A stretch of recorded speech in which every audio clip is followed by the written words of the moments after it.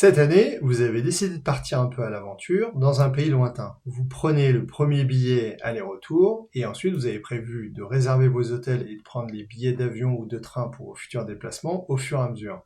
Mais vous allez perdre votre carte bleue en milieu de séjour. Et bien c'est exactement ce qui m'est arrivé, donc je vais vous raconter tout ça dans le détail. Alors pour le contexte, on est au mois d'août, j'ai décidé de passer une vingtaine de jours en Indonésie pour visiter la grande île de Java et l'île de Sulawesi. Donc en fait, j'ai pris à l'avance, bien sûr, un aller-retour Paris-Singapour, et ensuite j'ai décidé d'être très libre pendant mes vacances, c'est-à-dire que je prends les sauts de puce en avion et les hôtels au fur et à mesure en fonction du temps que je souhaite passer sur les différents sites que j'ai repérés à l'avance. Et au moment où je vais me rendre compte que j'ai perdu ma carte bleue, je suis au milieu de Java, à 2000 km de Singapour. Je réfléchis à la dernière fois où j'ai utilisé la carte, et a priori, c'était la veille pour retirer du liquide, pour payer le guide qui m'a amené aux chutes de Tupac Sewu. Donc en fait, assez vite, je me suis dit, j'ai pas dû faire attention sur les différences de fonctionnement entre le distributeur en Indonésie et le distributeur en France. À savoir qu'en France, vous mettez la carte, vous indiquez ce que vous voulez, ça vous rend la carte et ensuite ça vous donne le cash. En Indonésie, le piège, c'est qu'en fait, ça vous donne le cash et ensuite ça vous rend la carte. Donc assez vite, je me suis dit, ce qui a dû se passer, c'est que par réflexe, j'ai pris le cash et je suis parti, et la carte a dû être avalée dans le distributeur. Donc ça avait au moins le mérite, dans un premier temps, de me rassurer, à savoir que ma carte avait sans doute pas été récupérée par quelqu'un qui pouvait faire des achats inconsidérés sur Internet. Donc on va dire que j'étais sûr de moi à 90%.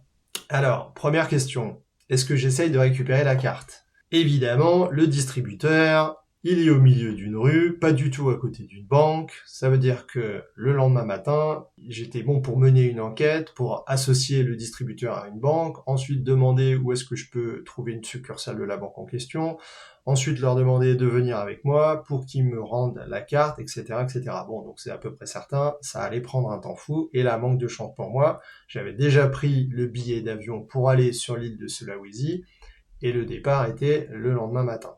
Grosso modo, ça s'annonçait compliqué.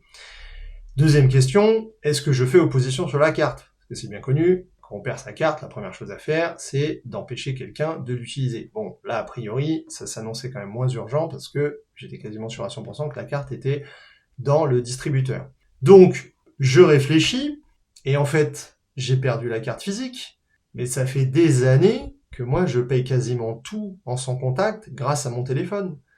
Et l'air de rien, j'ai beau être en Indonésie, mais les gens sont pas du tout désarriérés. Il y a plein d'endroits où on peut payer en sans contact. Alors évidemment, pas dans la petite boutique de street food du coin, mais clairement, la plupart des restos, ils prennent du sans contact. Les hôtels, j'avoue que sur le coup, j'ai eu un peu un doute, mais dans tous les cas, voilà, c'était un début de solution. Donc très vite, j'ai pris la décision de surtout pas faire opposition sur la carte pour pouvoir continuer à l'utiliser via le téléphone. Et puis, j'ai mon Mac, et la carte est enregistrée dedans. Donc j'ai pas accès au numéro, mais la seule chose qui me manque, c'est le cryptogramme. Or, je fais suffisamment d'achats sur Internet pour le connaître par cœur. Ça veut dire qu'en fait, pour les, entre guillemets, gros achats type billets de vol, qui demandent en plus une authentification en général par mail, en fait, je peux très bien faire la transaction sur mon Mac.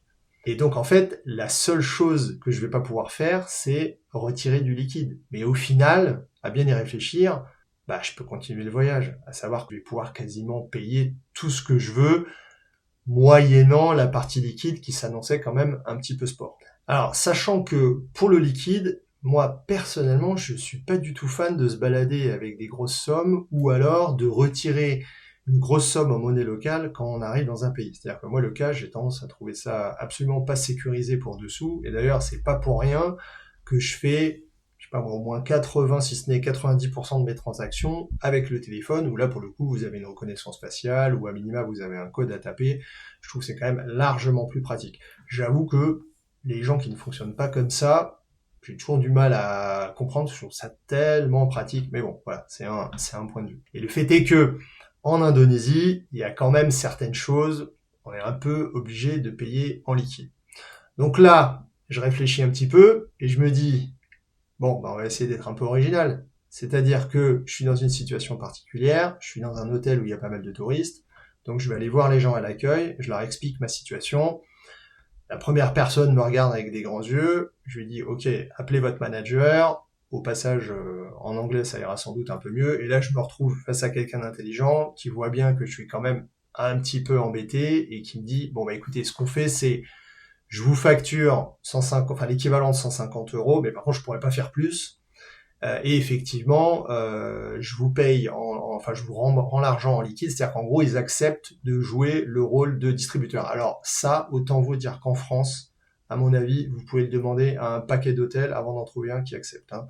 Donc c'est là où les Indonésiens, franchement, non seulement ils ont toujours été très sympas, mais alors là, pour le coup, je les ai trouvés vraiment flexibles. Alors la dernière partie de l'histoire qui est un peu originale, elle concerne les derniers jours de mon trajet que j'avais prévu de passer sur l'île de Bunaken, qui est un site de plongée hyper connu. Donc moi j'avais choisi un hôtel qui travaillait avec un club de plongée.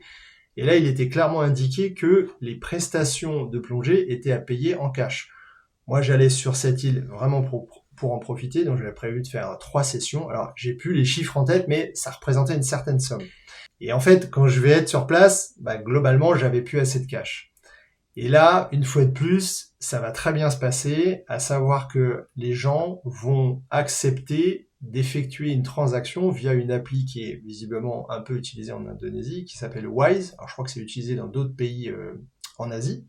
Et il se trouve que, je ne sais plus pour quelle occasion, mais moi j'avais déjà créé un compte que j'avais pas utilisé depuis des années, mais le compte était déjà là.